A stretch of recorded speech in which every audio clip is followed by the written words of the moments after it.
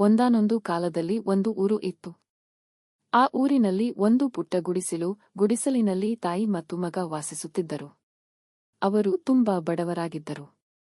ಊಟಕ್ಕೆ ಕಷ್ಟವಿದ್ದರೂ ತಾಯಿ ಪ್ರತಿದಿನ ಬೆಳಿಗ್ಗೆ ಮಗ ಕೆಲಸಕ್ಕೆ ಹೋಗುವಾಗ 2 ರೊಟ್ಟಿಯನ್ನು ಮಾಡಿ ಒಂದು ಬಟ್ಟೆಯಲ್ಲಿ ಕಟ್ಟಿ ಮಧ್ಯಾಹ್ನದ ಊಟಕ್ಕೆಂದು ಕೊಡುತ್ತಿದ್ದಳು. ಹುಡುಗನು ಅದನ್ನು ತೆಗೆದುಕೊಂಡು ಪ್ರತಿದಿನ ಕೆಲಸಕ್ಕೆ ಹೋಗುತ್ತಿದ್ದನು. ಹೋಗುವ ಮಾರ್ಗಮಧ್ಯದಲ್ಲಿ ಒಂದು ದೊಡ್ಡ ಮರವಿತ್ತು. ಆ ಮರದಲ್ಲಿ ಒಂದು ಪೊಟರೆ ಇತ್ತು. ಅಲ್ಲಿಯೇ ಸ್ವಲ್ಪ ದೂರದಲ್ಲಿ ಒಂದು ನದಿಯು ಹರಿಯುತ್ತಿತ್ತು. ಹುಡುಗನು ಪ್ರತಿದಿನ ತನ್ನ ರೊಟ್ಟಿಯನ್ನು ಆ ಪೊಟರೆಯಲ್ಲಿ ಇಟ್ಟು ಸ್ವಲ್ಪ ಮುಂದೆ ಇದ್ದ ತನ್ನ ಕೆಲಸದ ಸ್ಥಳಕ್ಕೆ ಹೋಗುತ್ತಿದ್ದ. ಮಧ್ಯಾಹ್ನ ಮರದ ಬಳಿಗೆ ಬಂದು ನದಿಯಲ್ಲಿ ಕೈಕಾಲು ತೊಳೆದು ಊಟ ಮಾಡುವುದು ಅವನ ದಿನಚರಿಯಾಗಿತ್ತು. ಹೀಗೆ ಇರುವಾಗ ಒಂದು ದಿನ ಅವನು ಊಟಕ್ಕೆ ಬಂದ ನೋಡಿದರೆ ಪೊಟರೆಯಲ್ಲಿ ರೊಟ್ಟಿ ಇರಲಿಲ್ಲ. ಪಾಪ, ಯಾರಾದರೂ ಹಸಿದವರು ತಿಂದಿರಬಹುದು, ನೋಡೋಣ ಎಂದುಕೊಂಡು ಸುಮ್ಮನಾದ. ಮಾರನೆಯ ದಿನವೂ ಹೀಗೆಯೇ ಆಯಿತು. ಅದರ ನಂತರದ ದಿನವೂ ಅದೇ ರೀತಿ ಆಯಿತು. ಹುಡುಗನು ಯೋಚಿಸಿದ, ಇನ್ನು ರೊಟ್ಟಿಯನ್ನು ಇಲ್ಲಿಡುವುದು ಸರಿಯಲ್ಲ, ನಾಳೆಯಿಂದ ನನ್ನ ಬಳಿಯೇ ಇಟ್ಟುಕೊಳ್ಳೋಣ. ಮಾರನೆಯ ದಿನ ಎಂದಿನಂತೆ ಬಂದು ನೋಡಿದರೆ ಆಶ್ಚರ್ಯ! ಮರದ ತುಂಬಾ ರೊಟ್ಟಿಗಳು, ಎಲೆಗೆ ಒಂದೊಂದು ರೊಟ್ಟಿಯಂತೆ ಮರದ ತುಂಬಾ ರೊಟ್ಟಿ. ಇದನ್ನು ಕಂಡು ಹುಡುಗ ಆಶ್ಚರ್ಯ ಮತ್ತು ಸಂತೋಷಗೊಂಡನು. ಅವನ ಮನಸ್ಸಿನಲ್ಲಿ ಅಂದುಕೊಂಡನು, ನಾನು ಇಟ್ಟು ಹೋಗುತ್ತಿದ್ದ ರೊಟ್ಟಿಗಳನ್ನು ಬಹುಶಃ ಮರವೇ ತಿಂದಿರಬಹುದು. ನಾಳೆಯಿಂದ ಊಟ ತರುವ ಅವಶ್ಯಕತೆ ಇಲ್ಲ. ನನಗೂ ನನ್ನ ತಾಯಿಗೂ ಹೊಟ್ಟೆ ತುಂಬ ಆಗುವಷ್ಟು ರೊಟ್ಟಿಗಳು ಇಲ್ಲಿಂದಲೇ ದೊರೆಯುತ್ತವೆ. ಅವನು ಮನೆಗೆ ಹೋಗಿ ನಡೆದ ಎಲ್ಲವನ್ನೂ ತಾಯಿಗೆ ತಿಳಿಸಿದನು. ಮರುದಿನ ಕೆಲಸ ಮುಗಿಸಿ ಮನೆಗೆ ಹೋಗುವಾಗ ಮರದಿಂದ ರೊಟ್ಟಿಗಳನ್ನು ತೆಗೆದುಕೊಂಡು ಹೋದನು. ತಾಯಿಯೊಂದಿಗೆ ಸಂತೋಷದಿಂದ ತಿಂದನು. ಹೀಗೆ ಅವರ ಜೀವನ ಸ್ವಲ್ಪ ಸುಧಾರಿಸಿಕೊಂಡಿತು. ಹೊಟ್ಟೆ ತುಂಬಾ ಊಟ, ಕಣ್ತುಂಬಾ ನಿದ್ದೆಯೇ ಎಂದುಕೊಂಡರು.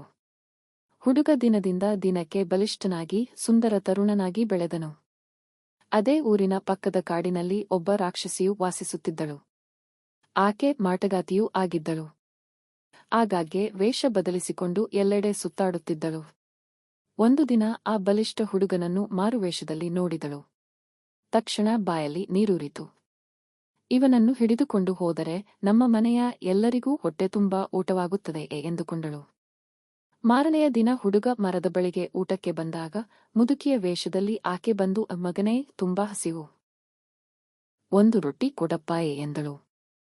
ಹುಡುಗ ರೊಟ್ಟಿ ಕಿತ್ತು ಕೊಡಲು ಮರದಿಂದ ಕೆಳಗಿಳಿದಾಗ ಆಕೆ ತಕ್ಷಣ ತನ್ನ ನಿಜ ಸ್ವರೂಪ ಹೊಂದಿ ಹುಡುಗನನ್ನು ಹಿಡಿದು ಚೀಲದಲ್ಲಿ ಹಾಕಿಕೊಂಡು ಹೊರಟಳು.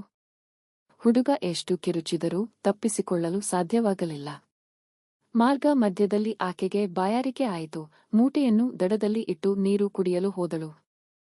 ಆಗ ಹುಡುಗನು ತನ್ನಲ್ಲಿದ್ದ ಶಕ್ತಿ ಮತ್ತು ಯುಕ್ತಿಯನ್ನು ಉಪಯೋಗಿಸಿ ಚೀಲದಿಂದ ಹೊರಬಂದನು ಮತ್ತು ಅದರಲ್ಲಿ ಮಣ್ಣು ಕಲ್ಲು ತುಂಬಿ ಗಂಟು ಕಟ್ಟಿ ಪಕ್ಕದ ಮರದ ಮೇಲೆ ಹತ್ತಿ ಕುಳಿತನು. ರಾಕ್ಷಸಿಯು ಬಂದು ಚೀಲವನ್ನು ಹೊತ್ತುಕೊಂಡು ಹೊರಟಳು. ಭಾರ ಹೆಚ್ಚಾಗಿತ್ತು. ಯಾಕೋ ಹುಡುಗನೇ, ಒಳಗೆ ಭಾರ ಹಾಕುತ್ತಿದ್ದೀಯಾ? ಬಾ ಮನೆಗೆ, ನೋಡುತ್ತೇನೆ ನಿನ್ನನ್ನು ಎಂದು ಬೈಯುತ್ತಾ ಮುನ್ನಡೆದಳು. ಇತ್ತ ಹುಡುಗ ಓಡಿಹೋಗಿ ಮನೆ ಸೇರಿದ ಮತ್ತು ನಡೆದ ವಿಷಯವನ್ನು ತಾಯಿಗೆ ತಿಳಿಸಿದ. ಮರುದಿನ ತಾಯಿ ಕೆಲಸಕ್ಕೆ ಹೋಗುವುದು ಬೇಡವೆಂದು ಮಗನನ್ನು ತಡೆದಳು. ಆದರೆ ಮಗನು ತಾಯಿಗೆ ಧೈರ್ಯ ಹೇಳಿ ಹೊರಟನು ಮತ್ತು ಜಾಗರೂಕನಾಗಿ ಇರುತ್ತೇನೆ, ಹೆದರಬೇಡ ಎಂದು ತಾಯಿಗೆ ಹೇಳಿದನು.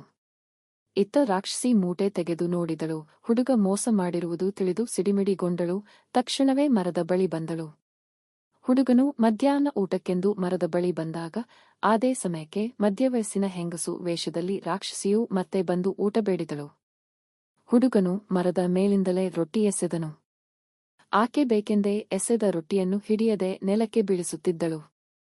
ಕೊನೆಗೆ ತುಂಬಾ ಹಸಿದಿದೆ, ದಯವಿಟ್ಟು ಕೆಳಗಿಳಿದು ಬಂದು ರೊಟ್ಟಿಯನ್ನು ಕೈಗೆ ಕೊಡುವೆ ಎಂದಳು. ಹುಡುಗನು ಕ್ಷಣಕಾಲ ಅನುಮಾನಪಟ್ಟರೂ ಹಸಿದವರಿಗೆ ಊಟ ಕೊಡುವುದು ಧರ್ಮವೇ ಎಂದುಕೊಂಡು ಕೆಳಗಿಳಿದನು. ತಕ್ಷಣ ಆಕೆ ತನ್ನ ಎಲ್ಲಾ ಶಕ್ತಿಯನ್ನು ಉಪಯೋಗಿಸಿ ಅವನನ್ನು ಬಲವಾಗಿ ಹಿಡಿದು ಚೀಲದಲ್ಲಿ ತುಂಬಿಕೊಂಡು ದೊಡ್ಡ ದೊಡ್ಡ ಹೆಜ್ಜೆಗಳನ್ನು ಹಾಕುತ್ತಾ ತನ್ನ ಮನೆಗೆ ಹೊತ್ತುಕೊಂಡು ಹೋದಳು. ಈ ಬಾರಿ ಎಲ್ಲಿಯೂ ಮೂಟೆ ಇಳಿಸಲಿಲ್ಲ. ಮನೆಗೆ ತಲುಪಿದ ಮೇಲೆ ಬಾಗಿಲು ಭದ್ರಪಡಿಸಿದಳು. ಹುಡುಗ ತಪ್ಪಿಸಿಕೊಳ್ಳದಂತೆ ನೋಡಿಕೊಂಡಳು. ಒಲೆಗೆ ಬೆಂಕಿ ಹಚ್ಚಿ ದೊಡ್ಡ ಪಾತ್ರೆಯಲ್ಲಿ ನೀರು ಕಾಯಿಸಲು ಇಟ್ಟಳು. ಗಂಡ ಮಕ್ಕಳು ಮನೆಯಲ್ಲಿರಲಿಲ್ಲ. ಈ ಅವಕಾಶ ಉಪಯೋಗಿಸಿಕೊಂಡು ಹುಡುಗನು ಚೀಲದಿಂದ ಹೊರಬಂದು ಅಡಗಿ ಕುಳಿತನು. ಇತ್ತ ರಾಕ್ಷಸಿ ಗಂಡ ಮಕ್ಕಳು ಬರುವುದರ ಒಳಗೆ ಅಡಿಗೆ ಮಾಡಬೇಕು ಎಂದುಕೊಂಡು ಬೇಗನೆ ತರಕಾರಿ ಹೆಚ್ಚಿ ಅದನ್ನು ಕುದಿಯುತ್ತಿರುವ ನೀರಿನ ಪಾತ್ರೆಗೆ ಹಾಕಲು ಬಗ್ಗಿದಳು. ಆ ಕ್ಷಣ ಹುಡುಗ ತನ್ನ ಶಕ್ತಿ ಬಳಸಿ ಅವಳನ್ನು ಆ ಬಿಸಿ ನೀರಿನ ಪಾತ್ರೆಯೊಳಗೆ ತಳ್ಳಿಬಿಟ್ಟನು. ಕೆಳಗೆ ಒಲೆಯ ಬೆಂಕಿ ಪ್ರಬಲವಾಗಿದ್ದರಿಂದ ರಾಕ್ಷಸಿ ಸುಟ್ಟು ಸತ್ತು ಹೋದಳು. ಹುಡುಗನು ಬೇಗನೆ ಅಲ್ಲಿಂದ ತಪ್ಪಿಸಿಕೊಂಡು ಮನೆಗೆ ಬಂದು ನಡೆದದ್ದನ್ನೆಲ್ಲ ತಾಯಿಗೆ ವಿವರಿಸಿದನು. ತಾಯಿ ಮಗನ ಧೈರ್ಯಕ್ಕೆ ಮೆಚ್ಚುಗೆಯ ಮಾತುಗಳನ್ನು ಹೇಳಿದರು.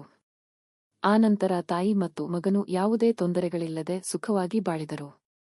ನೀತಿ: ಧೈರ್ಯಂ ಸರ್ವತ್ರ ಸಾಧನಂ. ಧೈರ್ಯವೇ ಎಲ್ಲೆಡೆ ಸಾಧನೆಯ ಮಾರ್ಗ.